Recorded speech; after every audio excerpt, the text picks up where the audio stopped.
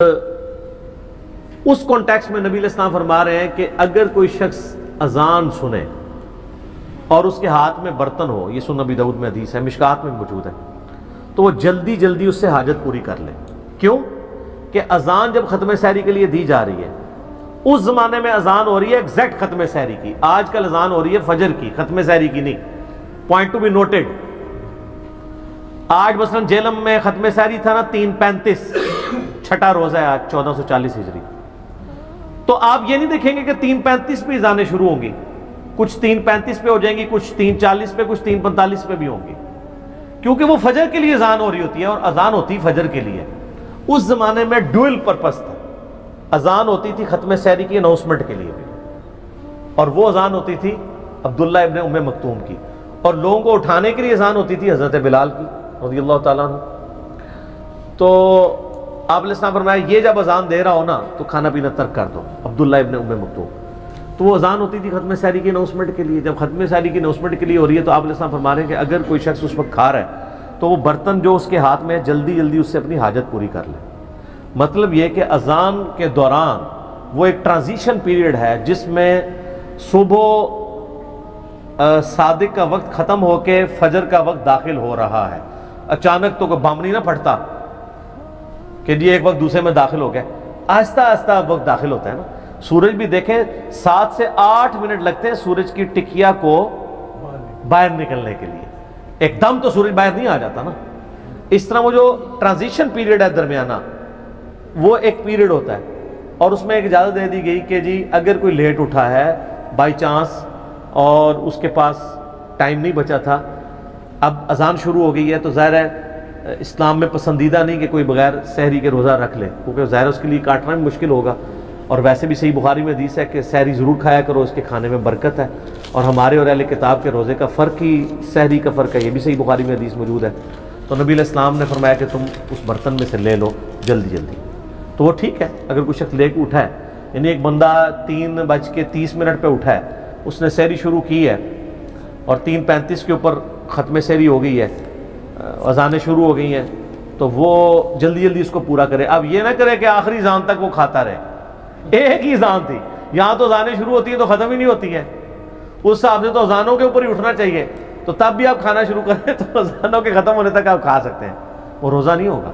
اور الٹا یہاں پہ اہل حدیث کے ہاں تو ایک بڑا اس کی غلط انٹرپریٹیشن، میں 2008 کی بات ہے، میں اسلام آباد میں ایک اہل حدیث کی مسجد میں اعتکاف بیٹھا، تو وہاں میں نے یہ ایک عبرت ناک منظر دیکھا، 600-650 لوگ وہاں پہ اعتکاف بیٹھے ہوئے تھے، عورتیں مرد ملا کے، عورتیں الگ تھی مرد الگ، کہ وہ ہمیں سحری کے لیے اٹھا لیتے تھے، گھنٹہ ڈیڑھ پہلے سحری لوگ کرتے تھے، تسلی سے سحری کر کے پھر وہ مسجد میں بہت بڑی مسجد تھی، واک بھی کرتے تھے، جیسے ہی اذان شروع ہوتی تھی سارے کولروں کی طرف بھاگتے تھے اور پانی پیتے تھے، جی وہ جی اذان شروع ہوگی جلدی جلدی پانی پی لو، تو روزہ تو ہوتا ہی نہیں ایسے۔ وہ تو اس میں ہے کہ آپ برتن آپ کے ہاتھ میں تھا اور آپ سحری کر رہے تھے، اس دوران اذان شروع ہوئی، یا تو اذان شروع ہوئی ہے تو آپ برتن پکڑنے کے لیے بھاگ گئے، نہ غلط ہے، تو آپ پہلے ہی بند کریں۔ میں نے تو اللہ کی فضل سے جب سے وہ استعمالی روزے رکھ رہا ہوں، میں 5-7 منٹ پہلے ہی روزہ بند کرتا ہوں، احتیاط کی بات ہے نا جی۔ آپ جناب آخری منٹ تک جناب اس کو گھسیٹ کے لے کے جا رہے ہیں، تو ایسے لوگوں کا کوئی روزہ نہیں ہے، یہ صرف اس کے لیے فیسلٹی ہے کوئی لیٹ اٹھا، اور بعض لوگوں نے تو روٹین بنائی ہے کہ وہ اٹھتے ہی آخری 1-2 منٹ میں، اور روزانہ اس طرح کرتے ہیں، تو ان کا کیا روزہ ہوگا؟ آپ دنیا کی عدالت میں بھی وہ کیس لے جائیں تو آپ کو وہ بھی کہیں گے کہ یار یہ اس کا یہ مطلب تو نہیں تھا کہ آپ نے یہ کرنا ہے، آپ نے کام ہی وہی کرنا شروع کر دیا۔ تو یہ ایک فیسلٹی تھی، اور وہ اس کے ساتھ جڑی ہوئی ہے، نہ کہ یہ ہے کہ آپ جو ہے وہ اٹھیں ہی لیٹ اور آپ اس وقت میں کھائیں، یا آپ پہلے کھا کے فارغ ہو چکے ہیں اور جب اذانیں شروع ہوں اس وقت پانی پینا شروع کر دیں، تو سر وہ آپ روزہ رکھ نہیں رہے ہوں گے، روزہ افطار کر رہے ہوں گے، وہ افطار ہی ہو رہا ہوگا، روزہ رکھ نہیں رہے ہوں گے آپ۔ اور یہی حال ہے غروب آفتاب کے وقت بھی، اکثر مسجدوں میں اذان 2-4 منٹ پہلے ہو جاتی ہے۔ آپ نے گھڑی کو فالو کرنا ہے، مسجد کو نہیں۔ مسجدوں کی گھڑیاں کیا سٹینڈرڈ ٹائم ہوتی ہیں؟ بہت کوئی بندہ احتیاط کرے تو ہوگا، اگر گھڑی مسجد کی سٹینڈرڈ ٹائم نہیں ہے، مسجد کی گھڑی سپوز 3 منٹ پیچھے رکھی ہوئی ہے کسی عالم نے، اور اس کے مطابق اب آپ ختم سحری کروا رہے ہیں تو آپ کا تو روزہ مارا گیا.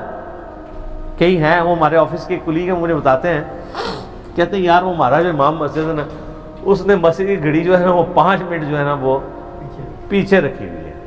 کہتے ہیں اس کو بڑا کہتے ہیں، مانتے ہی نہیں ہے. تو میں نے کہا کیوں رکھی ہوئی ہے؟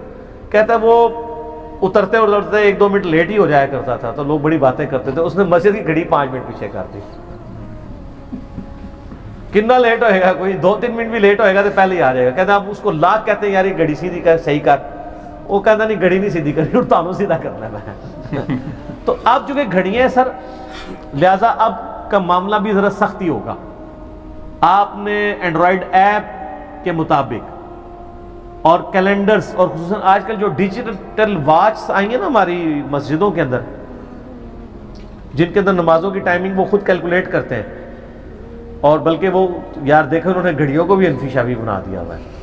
اس میں لکھا ہوتا ہے کہ میں انفی بن کے آپ کو دکھاؤں یا شافی بن کے. تو حالانکہ وہ فرق صرف ایک ہی نماز کا اثر کا ہے، باقی ساری نمازوں کے ٹائم سیم ہوتے ہیں. تو اس میں آپ سیٹنگ کر سکتے ہیں. وہ گھڑیاں بالکل صحیح ٹائم بتا رہی ہیں. ہمارے جہلم میں اہل حدیث کی مسجد کے کیلنڈر بنے ہوئے ہیں پاکستان بننے سے پہلے کے 5-6 منٹ کا ان میں مغرب میں فرق ہے. وہ جلدی افطار کرو کے چکر میں انہوں نے 5 منٹ خود سے ہی ڈال کے پیچھے کے کیلنڈر بنائے ہوئے ہیں. جلدی افطار کا مطلب یہ تو نہیں ہے کہ آپ نے وقت سے پہلے افطار کرنا ہے. صحیح بخاری میں حدیث موجود ہے، سیدہ حفصہ کہتی ہیں کہ نبی علیہ السلام کے زمانے میں ایک دفعہ بادل آ گئے تو ہم لوگوں نے افطار کر لیا، کیونکہ اس وقت تو انہوں نے یہ سمجھا کہ غروب آفتاب ہو گیا، کیونکہ علم غیب نہیں ہوتا تھا اس زمانے میں، یہ بعد میں آیا ہے. ہاں سائنس وغیرہ کے تھرو نہیں، علم غیب نہیں ہوتا تھا، کیونکہ علم غیب تو بزرگوں کو ہوتا ہے نا، صحابہ کو اور امہات المومنین کو تو علم غیب نہیں ہوتا نا.